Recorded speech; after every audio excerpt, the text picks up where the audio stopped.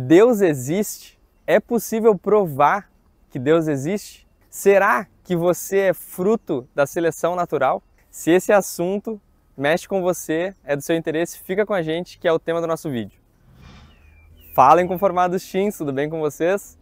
Meu nome é Henrique Girardi e hoje estou aqui num ambiente diferente para gravar um vídeo também um pouco diferente do nosso normal. Hoje a gente vai estar falando sobre o capítulo As Pistas de Deus, do livro do Tim Keller, A Fé na Era do Ceticismo. Então, se isso daqui fizer sentido para você, eu recomendo você que compre o livro do Tim Keller. Bom, respondendo à primeira pergunta, é possível provar que Deus existe? Bom, não é possível provar que ele existe, mas também não é possível provar que Deus não existe, certo? Se eu não posso provar que Deus existe, ninguém pode provar que ele não existe, porque senão um refutaria o outro, certo? Agora, o que o Tim Keller faz no livro dele, que é muito legal, ele reúne pistas que ajudam as pessoas que creem em Deus a crerem em Deus. Você vai ver essas pistas hoje, 5 delas, você vai dizer, bom, Henrique, isso não prova que Deus existe, mas isso me leva a crer que Deus existe, mesmo sem provar. No final, é um exercício de fé, mas você vai ver que para quem não acredita em Deus, para os ateus, e você aqui que você é adolescente e tem só amigos ateus, manda esse vídeo para eles, tá? Porque você vai ver que o ateu ele não tem para onde recorrer, porque ele não tem algo externo àquilo que a gente vê com os nossos olhos. Nós temos, os cristãos, certo? Então, resumindo, imagine que você acabou de chegar numa cena de crime e eu já adianto para você, você não vai encontrar nenhuma prova irrefutável do assassino que cometeu aquele crime, mas você vai encontrar pistas que te levam a algum assassino, tá? Aqui no caso Deus é o assassino, desculpe meu exemplo aqui, tá? Mas vamos lá. Primeira pista, por que existe algo ao invés do nada? Porque, gente, hoje, 2024, qual que é a tese mais forte que a gente tem? Tirando a Bíblia, tá? A mais forte que a gente tem é de que a gente veio de um processo natural 15 bilhões de anos atrás, explodiu, né? Teve uma explosão, Big Bang, e tudo que a gente vê hoje é consequência dessa explosão, certo? É isso que a gente aprende até no colégio. Bom, se houve um início, quem foi que deu o start? Quem foi? Alguma coisa gerou esse início. E quando você pergunta para quem não acredita em Deus, a resposta é, não sei, só sei que foi assim. Quase o Auto da Compadecida aqui. Nós, por outro lado, a gente não consegue dizer que foi Deus, né? A gente não consegue provar. Mas para nós é muito simples dizer, olha, se eu não consigo explicar como isso surgiu, foi Deus que fez. Essa é a primeira pista que você precisa memorizar. Por que existe algo, por que a gente consegue ver as coisas, ao invés de não existir, certo? Alguém criou, alguém fez, alguém gerou esse início. E para nós é uma pista de que foi Deus, certo? Esse é o primeiro ponto. Gente, quero pedir desculpa porque tá uma barulheira aqui, não tava quando a gente começou a gravar, mas eu vou gravar assim mesmo, azar, tá? Se ficar muito barulho, peço desculpa. Falando de azar, a segunda pista é o seguinte, na sorte, o nosso universo não seria como ele é. Se você comprar o livro do Tim Keller e você ler, você vai ver que ele se baseia em muitos cientistas. O que os cientistas falam? Cristãos e não cristãos. O nosso universo é formado por constantes que, se elas, números, né? Por exemplo, assim, qual que é a constante que faz com que tal coisa fique firme aqui no nosso universo, né? Que a gente possa pegar. É a constante tal. E qual não sei o que da velocidade da luz? Eu não sou da ciência, tá? Só tô dando um exemplo aqui. Qual que é a constante do não sei o que da velocidade da luz, da gravidade? Esses caras dedicam a vida deles para descobrir qual que é um número dessa constante. E pasmem, se essas constantes tivessem alterações mínimas de 1 para 1 milhão e algumas até 1 para 1 bilhão, o nosso universo não seria como ele é. Mas isso é assim porque é assim, o ateu diria. Nós não podemos dizer é assim porque Deus fez assim, a gente não pode provar, mas a gente pode dizer, se eu não sei responder, provavelmente foi o Criador, provavelmente foi Deus.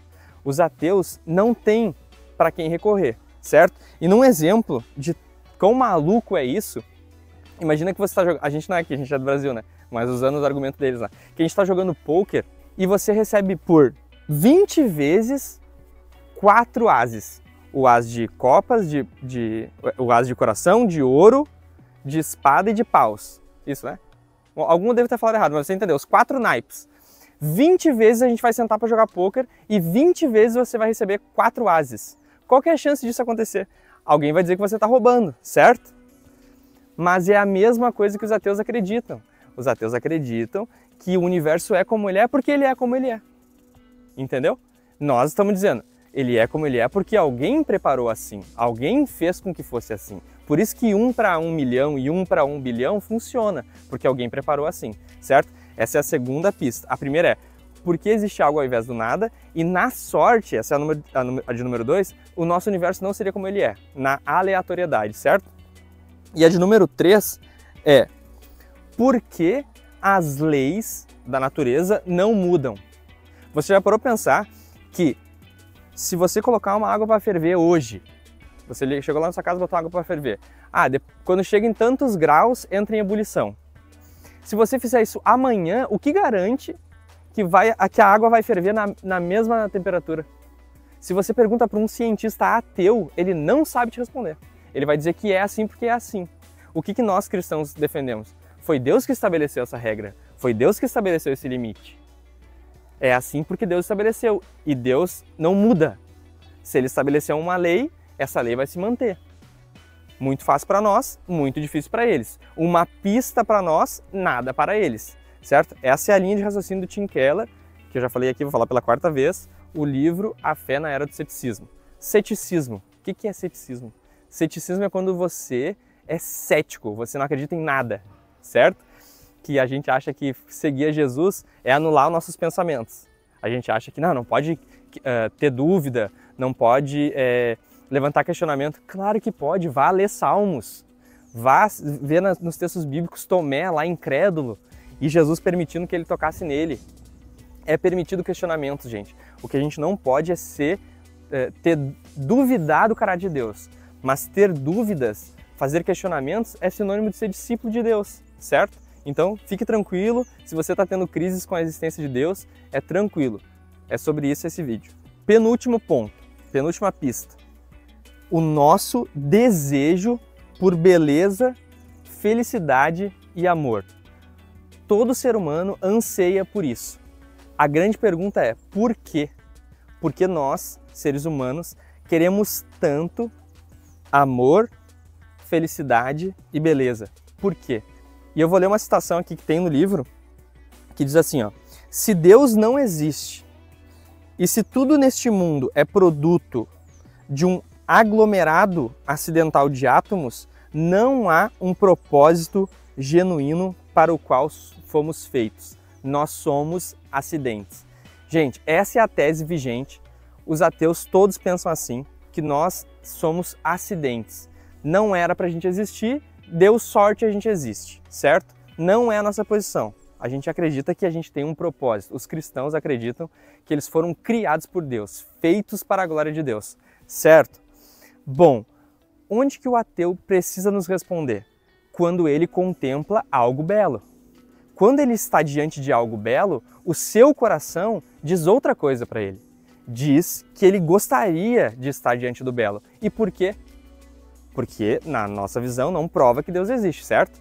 Mas é uma pista de que Deus colocou isso dentro de nós. O anseio pela beleza, o anseio pelo aquilo que é verdadeiro. Entende o argumento do Tim Keller aqui? E para concluir esse ponto, o Tim Keller bota assim, só porque sentimos vontade de comer carne no jantar, isso não quer dizer que vamos comer carne no jantar. No entanto, embora a fome não prove especificamente essa refeição desejada, que essa refeição desejada será consumida, será que o apetite por qualquer comida não prova a existência de comida? Aqui o Keller está dizendo, esse desejo que a gente tem pelo belo, pelo verdadeiro, será que não revela que existe algo belo e verdadeiro? Será que esse desejo que está dentro de nós, e aqui é bem texto bíblico, né? Se esse desejo que está dentro de nós é real e eu contemplo ele quando eu estou diante do belo, do verdadeiro, será que não é uma prova, mas uma pista de que esse desejo veio de Deus? Foi Deus que colocou esse desejo em mim e o desejo que eu tenho é por Deus? Fica aqui a pista. Então, recapitulando. A primeira é, por que existe algo ao invés do nada? A número 2, na sorte, na aleatoriedade, o nosso universo não seria como ele é.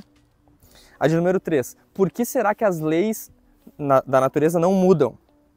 Número 4, por que eu tenho um anseio pelo aquilo que é belo, verdadeiro?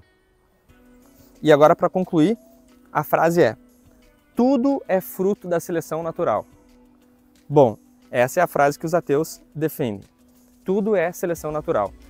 O Tim Keller ele vai ser brilhante porque ele vai dizer: se tudo é seleção natural, inclusive essa frase é seleção natural. Basicamente o que ele está querendo dizer é lógica circular, né? Se tu está dizendo que nada é confiável, então essa frase também não é confiável, eu não devia te ouvir. Percebe a loucura que a gente entra? Se tudo que eu julgo, analiso, acho que é certo ou verdadeiro, é fruto de um instinto de sobrevivência, então tudo acabou, nada faz sentido. Não se pode mais conversar, porque se não existe algo que é verdadeiro, tudo é falso. Vocês estão entendendo a linha de raciocínio de uma pessoa que não acredita em Deus? É basicamente assim, ó.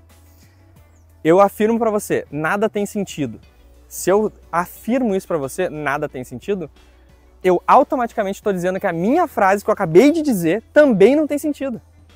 Vocês percebem a loucura que é? Então é necessário que tenha sentido, porque senão nada tem sentido, entendeu? Então a seleção natural ela é uma prova contra ela mesma. Vamos lá, se ficou confuso. Tudo é fruto de um instinto de sobrevivência para permanecer minha espécie. Tudo é. Gente, se tudo é isso, inclusive esse vídeo é isso. Estão entendendo? Tudo é. A própria frase, as próprias afirmações. Então ninguém é confiável. Então por que a gente vai discutir se ninguém é confiável? Então precisa ter algo confiável. E para nós isso é uma pista. Qual é a pessoa mais confiável que existe? Jesus. Para nós a gente aponta para ele. Ele é a verdade. Ele disse que ele era a verdade. Morreu por nós. Então para nós é uma ótima saída dizer que existe algo além disso. Além da matéria. Um ser divino, Deus, o Pai, o Filho e o Espírito Santo. Para nós é óbvio isso, certo? E para terminar esse vídeo, eu gostaria de resumir uma história que tem no livro Cartas de um Diabo ao Seu Aprendiz, do C.S. Lewis, que é o cara que escreveu Crônicas de Nárnia, certo? É muito legal o livro dele porque ele fala assim, é como se fosse um demônio mais velho ensinando um demônio mais novo em como não perder os seus pacientes. Na página 14 desse livro, o C.S. Lewis faz como se um demônio mais velho estivesse instruindo um demônio mais novo. E daí ele fala assim, uma vez o meu paciente, né, a pessoa que o demônio cuida, estava num museu e estava começando a ler coisas de ciência que estava levando ele pelo um caminho lógico. Olha bem, pelo um caminho lógico, de raciocínio. O demônio automaticamente viu todo o seu trabalho de anos ruir. Palavras do demônio nas palavras do C.S. Lewis, tá? Automaticamente ele teve vontade de contra-argumentar, mas se ele fizesse isso, ele teria perdido. O demônio diz, está na hora do almoço. Porque daí a pessoa que está num raciocínio vai focar na hora da comida, vai focar porque ele está com fome. E ele viu que o paciente não comprou a ideia do almoço porque achou o assunto muito interessante. E daí ele, mais uma vez, distrai ele dizendo que o ônibus está chegando. Estou parafraseando aqui, né? Ele conseguiu tirar o cara de dentro do museu e aquele pensamento lógico que estava levando ele para conhecer a Deus nunca mais voltou. No momento que ele saiu do museu, o demônio já distrai ele com o jornaleiro que está gritando uma manchete, com um ônibus que está vindo, com o horário do almoço, e o cara, daí ele conclui, né? Hoje o meu paciente está salvo na casa do nosso pai, ou seja, na casa do diabo, né? No inferno. O que fica de lição para nós aqui que o C.S. Lewis está deixando?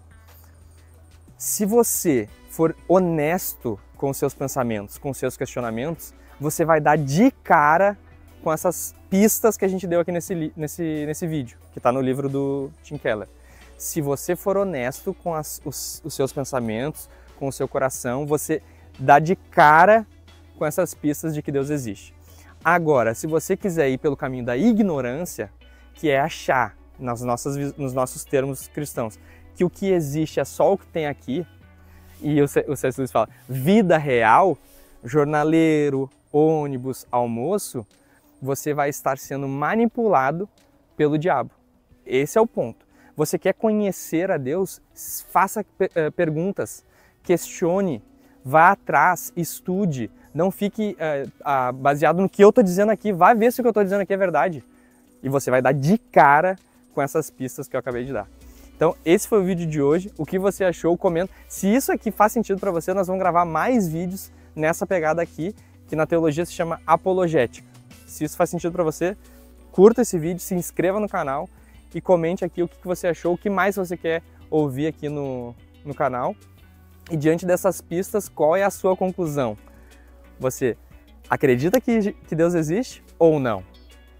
Certo? Esse foi o vídeo de hoje, valeu, falou!